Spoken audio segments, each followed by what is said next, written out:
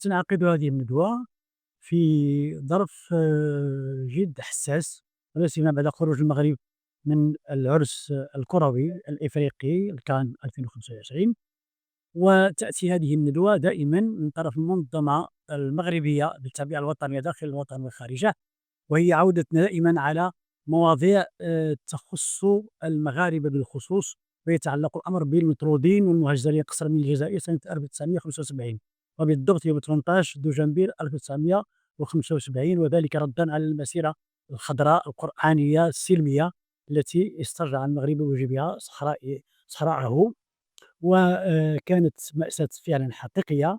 وهذه المنظمة دائما تنظم سنويا ندوة فكرية تتعلق بهذه الإشكالية وهذا المشكل القانوني الذي لا زال عالقا، ونتمنى أن يجد طريقه إلى الحل عن طريق ترافع حول هذه القضية سواء دوليا أو إقليميا أو وطنيا، لأننا لا بد لنا أن نترافع بخصوص هذا الملف المطلبي ل 350 ألف مغربي تم تهجيرهم قسرا في ظروف لا إنسانية ولا قانونية كذلك.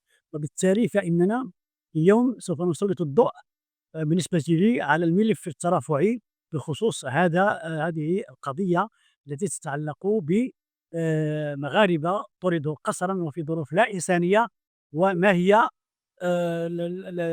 الإجراءات التي ينبغي سلكها. والمطالب هي مطالب مادية ومطالب معنوية بطبيعة الحال، وهناك جمعيات في المجتمع المدني، وهناك قنوات إعلامية مثل قناتكم القناة التاسعة التي تسلط وتمغربيت بودكاست مغربيت التي تسلط الضوء على هذه المواضيع التي فعلا لا زالت تدمي قلوب المغاربة الذين تم تكسيرهم وتم طردهم في ظروف لا يمكن أن يتصور العقل. شكرا. قول جلالة الملك الراحل الحسن الثاني طيب الله ثراه، وحتى يعلم العالم مع من حشر الله في الجوار. أنا مازلت في الجيري في تلمسان دويت 54 مازلت فيها. كنا عايشين معاهم بحال حنا البلاد ديالنا، ماشي تنقولوا زعما حنا مغاربة ولا شي حاجة، مكناش عارفين من الجزائر ما عرفناش حنا مغاربة. المهم بقينا هكداك عشنا، ما كنعيشوا مع ولاد فرنسا معنا بدائيا كندوزو معاهم ديك السلاح وداك التخربيق، كنا كنقراو مع ولاد فرنسا. واحد الوقت كانت المسيرة الخضراء، المغرب دار المسيرة الخضراء على قضية الصحراء. وي حنا كنا كنحسبوا راسنا ما كانوا كيقولوا لنا ودي كانوا دايرين ديك المظاهرات يقولوا فيف بوليزاريو فيف بوليزاريو، حنا ما كناش كنقولوها حنا مغاربة، ما يمكنناش ندخلوا في داك الشيء. قال لك علاش ما تقولوهاش، حنا ماشي ديالنا. المهم هو ريبوردين هو وبوتفليقة اتفقوا بعضياتهم هو شي وزارات باش كاع الضحايا ديال المغاربة يخرجوا يلوحوهم للمغرب. مشينا سيدي لقينا جا العيد بدا يدقوا علينا لابوليس، شنو ياك لاباس؟ حنا قلنا ياك ما صداع ولا شي، قال لك لا والو راه معاكم الحسن الثاني غتمشيو ترجعوا، غادي بونتيكم في وجده وتمشيو ترجعوا. مشينا سيدي دخلونا للسيلونات، هبطونا للسينون السيلونات وداك الشيء، وبقينا في السيلون. كاين اللي كيجلس 2 جور، كاين اللي كيجلس نهار دخلوا تم خداع ديالكم من طرف هاد آه، السلطات الجزائرية، مشينا. حنا ما حسبناش في الإيكون، حنا ما نمشيوش. وهمتكم هو أنكم آه، الملك قال لك أودي فوالا غتمشيو تشوفوا الحسن الثاني، غتمشيو تشوفوا الملك ديالكم. هذه هي الهضرة ديالهم مع اللي كانوا كيديروا المظاهرات والخرابيق. فعلًا في بوليساريو حنا ما عندناش ديك ديال. المهم كان مشكل دخلونا مغربي صافي. ص صافي حنا مشينا بقينا في الديور حتى دقوا علينا لابوليس يلاه نزلوا، خلّونا الحولي مشوي الحلوي هذا خروف مذبوح يعني تم مع عيد الأضحى. مع واحد يلاه نوضوا طلنت جات لابوليس داتنا الكوميسارية، مشينا للكوميسارية بونتينا دايرين لك لاردواز كدا دور هاك بحال مجرم قاتل المهم.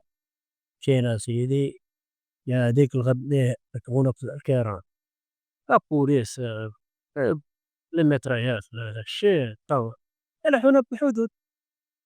لافونتيير تلاحينا حنا هما كيقولوا لنا لافونتيير ما كنخدمو الحقوق ديالنا. الجريمة المكتملة الأركان اللي تمسح حنا كنطلبو بالمطبوع. الحق ديالنا، حنا كنطلبو الحقوق ديالنا، ما خصناش نضيعو 50 سنة ودازت 50 سنة وما شفنا والو. بغينا غير الحق ديالنا، حنا بغينا غير الجزائر تحترم.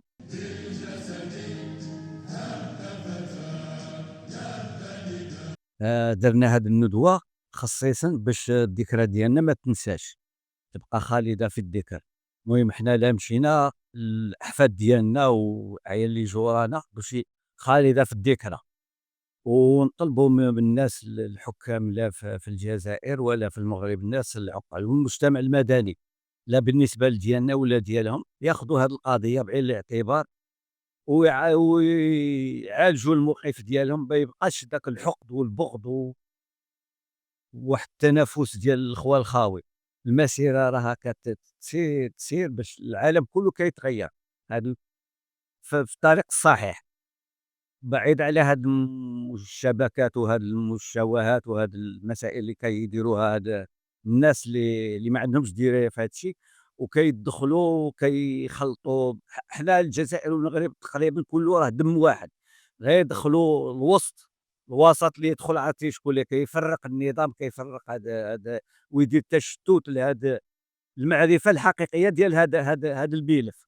ونطلبوا من الله تعالى المجتمع المدني المغربي ديالنا الحمد لله راهم كاين ناس عقال، وناخذوه بالطريقة ديال قانونية مسطرة تكون غادية الطريق الصحيح، لا بالنسبة لينا ولا بالنسبة لهم. والله يهديهم. عاش سيدنا محمد السادس، والله يعطيه الشفاء العاجل و ويجمع لينا هذه الأمة ديالنا باش نكملوا المسار ديالنا في طريق حسنة إن شاء الله بحول الله. وهذا بالمقدمه الهضره الدارجه عندنا باش تكون معروفه، عارفين النظام الجزائري اش كيدير كيزرع في الفتنه. نلتقي اليوم لا لإحياء خلاف أو زرع الفتنة أو الحقد أو الكراهية، بل لتحقيق رسالة أو كنسموها حنايا رسالة تاريخية المؤلمة للضحايا الطرد التعسفي من الجزائر. اليوم درنا هذه الندوة هذه هنا للتعريف بالقضية، وذلك بمناسبة 50 سنة للطرد التعسفي. جينا باش نوعوا الناس باللي راه كاينه قضيه مهمه وما خصهاش تنجا، ولا جينا نديروا لا كومباريزون يعني الفرق ما بين الشيء اللي وقع الكره في المغرب وبالنسبه لمطرود الجزائر. حنا كنا مهمشين والمغاربه ديالنا عطاو قيمه بزاف للنظام الجزائري والجزائريين، وحنا نساونا العربون باللي حنا بقينا مازال اوفياء للملك، اوفياء للمغرب، اوفياء الدوله ديالنا، لان هي اللي استقبلتنا، هي اللي رعتنا، هي اللي قرتنا، هي اللي خدمتنا. دونك حنايا ما عندناش مشكل نهائي في المغرب، لان المغرب بلادنا وبلاد الام. حنا كنهضروا على دوك الخونه منهم النظام الجزائري اللي لقى لمن يعطي باش ينوضوا لنا فتنه في بلادنا، وحنا منظمين كاس افريقيه وان شاء الله كاس العالم باغي تنظم ان شاء الله 2030. دونك ما هو السبب وما هذا الخلاف ما بين النظام الجزائري والمغرب؟ المغرب عمره ما ذكرهم ما جبدهم ما والو، ولكن وكنقول واحد القضيه حتى هي أنت ضد تسييس الرياضة طبعا، السياسة في الرياضة. والدخل السياسي في الرياضه.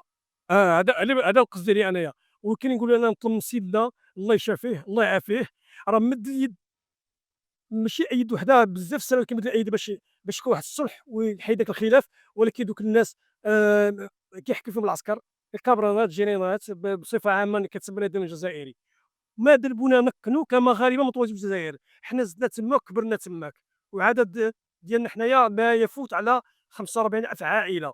دونك هذه القضيه وهذه الوقفات الاحتجاجيه اللي كيديروا عليها في فرنسا، المانيا، بلجيكا، جميع الدول الاوروبيه اللي كيديروا معنايا، ما هي الا للتعريف بالقضيه وليس باش يجيبوا لنا حقوقهم. انا مستحيل نجيب حقوقهم، لان كاينه الدول اللي شافوا هذا الملف هذا ويطالعوا هذا الملف هذا. وان شاء الله هذه الندوه هذه درناها بمناسبه 50 سنه واعتزازا ل ودرتها بصراحة، درناها واتفقت مع المجموعة ديالنا، درناها باش نساندوا الفريق الوطني، لأن ما انهزمش متبع الكرة، ولكن فرنسا باش تخرج لاكاف. حنا كنقولوا المنتخب الوطني مازال قوي، والمغرب قوي، والحمد لله المغرب ما عنده لا بترول لا غاز لا والو. شوف وصلنا، والدول الجاره ديالنا راه عندها كل شيء وفي الفيق. نعم. بفضل القيمة ديال بفضل صاحب الجلاله محمد السيد صهراه، هو اللي دار الانجازات في افريقيا، وخصوصا في المغرب. شفنا كنشوفوا بعينينا، ماشي زعما كنشوفوا بعينينا شنو كاين في هذا الوضع هذا. وملي كنمشي فرنسا كيقول لك المغرب هرب علينا 50 عام. دابا غنبغي نقارنوا المغرب مع اوروبا، ما غاديش نقارنوا المغرب مع الدول الافريقيه. نهضروا افارقه جاوا هنا شافوا بعينهم، شتي، وكانت واحد الاستضافه، كان واحد الاستقبال حار، وكيفاش هاد الناس تقلبوا علينا. انا اللي كنشوف باللي كانت الايادي الخفيه اللي كانت بحال نقولوا حنايا بحال الحوته اللي عندها بزاف الايادي، بقات كتعطي لهنا لهنا لهنا، وبانت الحقيقه. وكنقول واحد القضيه: عاش المغرب، كاس افريقيا للمغاربه لانهم يستحقوها. وهذوك الناس خداو، انا بالنسبه لي ما خداش كاس افريقيا، خداو غراف يشربوا فيه الماء. بالنسبه لي انا خداو غير غراف. والسلام عليكم. قول جلالة الملك الراحل الحسن الثاني طيب الله ثراه، وحتى يعلم العالم مع من حشرنا الله في الجوار. نحيي اليوم الذكرى 50 للترحيل القسري للمغاربة من الجزائر بظروف قاسية ولا إنسانية، يوم عيد الأضحى 1975، حيث اضطروا لترك ممتلكاتهم وأسرهم. تهدف هذه الندوة إلى تسليط الضوء على معاناة الضحايا، حفظا للذاكرة التاريخية وتعزيزا للوعي الوطني، مع التأكيد على التضامن معهم. وكما نطالب بتحقيق العدالة من خلال رفع هذه القضية أمام الهيئات الدولية المختصة، ومطالبة الجزائر بتقديم اعتذار رسمي عن هذه الانتهاكات الجسيمة التي اقترفتها ولم تراعي فيها لا قيم الإسلام ولا الجوار ولا الغروب.